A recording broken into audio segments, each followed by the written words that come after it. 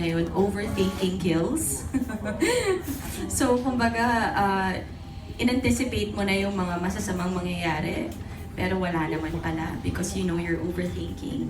I do that sometimes. Oh my We're God. all guilty. I we think do actors it. are overthinkers Diba? because we dissect everything. Yeah, we do. We overanalyze life so much. Tapos at the end of the day, parang, sarili ko lang pala yun. Sarili ko lang pala, tinakot ko lang yung sarili ko. So, you know, you just wanna parang not think too much, trust the process, enjoy it, and just continue having faith. I guess, ganun po for me. I don't know sa kanila if ganun po. Same. Same. Yeah. Go. I think for me, I think before my son came along, I lived a pretty fearless life. I was never afraid to die. I was never attached to material things. I really just loved loving people. People would talk about me all the time and get me wrong based on how I look.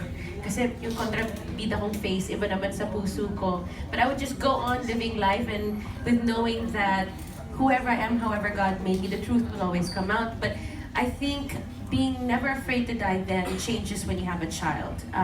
Right after childbirth, the next day, I almost died. And I remember thinking to myself, I don't want to die without getting to know my son and making sure he has a wonderful life prepared for him. And then a couple of years ago when I had my cancer scare, I was like, oh my gosh, I don't have anything prepared for my son's future and I can't, leave him. It's me and him forever. So, I think if there's one thing that I'm afraid of now that I wasn't afraid of before, it would be leaving this life without my son set up for the future. Ilang taon na raw yung anak mo? He's 8 at magka-height na kami. Yes, he's a big boy but still a baby at heart. So naawa ko sa kanya kasi people see him, they think he's a teenager. Pero he's still a little boy in his heart.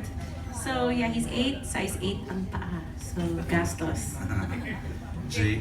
Ako same, parang kay Denise ako parang I would say parang ako yung tipo ng tao na very fearless. Like wala akong masyado maraming kinakatakutan. But I think pag ngayon na tumatanda na tayo, getting more mature, parang if you have fear for anything, it's for your loved ones. Diba? Parang I'm always, ngayon pag lumilipad, umalis magulang ko, or pag marami ng bata rin sa bahay, yung mga anak ng kapatid ko, obviously parang ayaw mo silang masaktan. But for me, generally, for myself, I'm quite fearless. Pero ngayon, tama rin sinabi ni Shayna in a way na parang you can't overthink things naman. Hindi naman pwedeng i-baby mo sila ng sobra. You have to let them, you have to let them figure things out on their own. Pero, tama. Parang, I guess, being older now, more mature, parang if I had any fear, it's fear for my loved ones, my family, people I really care about.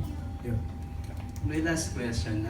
We're just curious kung kasi parang sa tinagal yung magkakatrabaho before, yung mga hindi pa ganun ka-mature yung love and yung attraction sa iba. Si Jake ba, may times na na-attract kay Shaina? Parang hindi kayo na-link di ba? May ganun ba na factor that you wanna court her nung time na magkasama kayo? Para alam lang namin yung mga nakaraan niyo.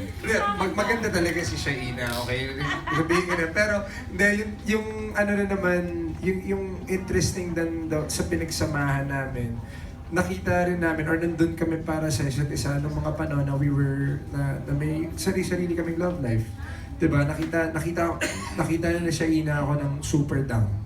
Nakita niya ako ng sobrang taas. Same thing with her.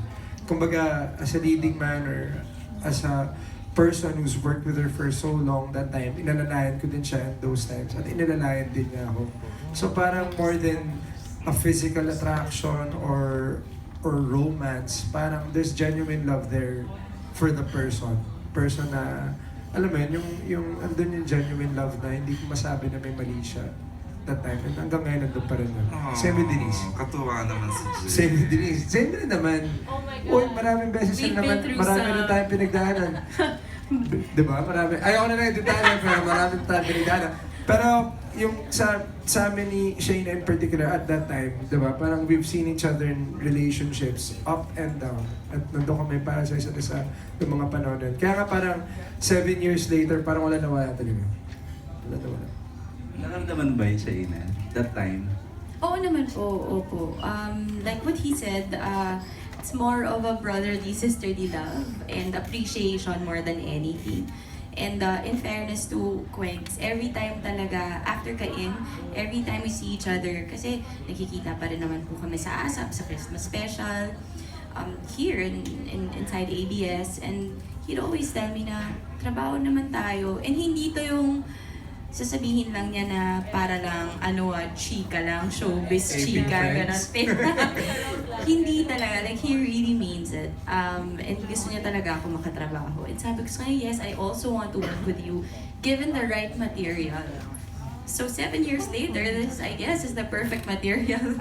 So, yun, tama lahat yung sinabi niya. And of course, I'm grateful to have good friends in the business. Kaya nga nagpapasalamat ako na binibigyan ako ng maayos, desente, masarap katrabaho ng mga tao. Importante yun para magawa mo rin yung trabaho mo ng mabuti. Because you don't wanna go to work ng dreading it every single day, di ba? Mahirap na yung trabaho namin, puyat kami. We're together, 18 hours a day, thrice a week. So, importante na masarap katrabaho yung mga kasama ko. So, yun. That's kay Denise. Thank you. Naramdaman mo rin ba yung ganun kay Jake before? Kay Shaina. No. Pati na kami love team ni Pwede na kami Denise at the Better Half Sa dami ng actually. shows namin together. I think, it's crazy how everything that I've heard from Shaina and for Jake is talking about sibling love. And, that's really how we feel about each other.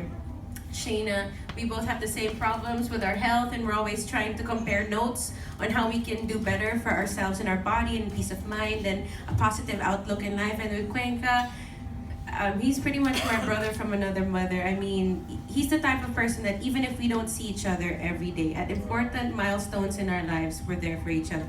When poo-poo hits the fan, we are there for each other. I've seen him transform from many different phases, many different relationships in his life. I have held his vomit in my hands at one point. TMI. But that's how we love each other, I swear, if anything happens to any of these two without batting an eyelash, I would be there.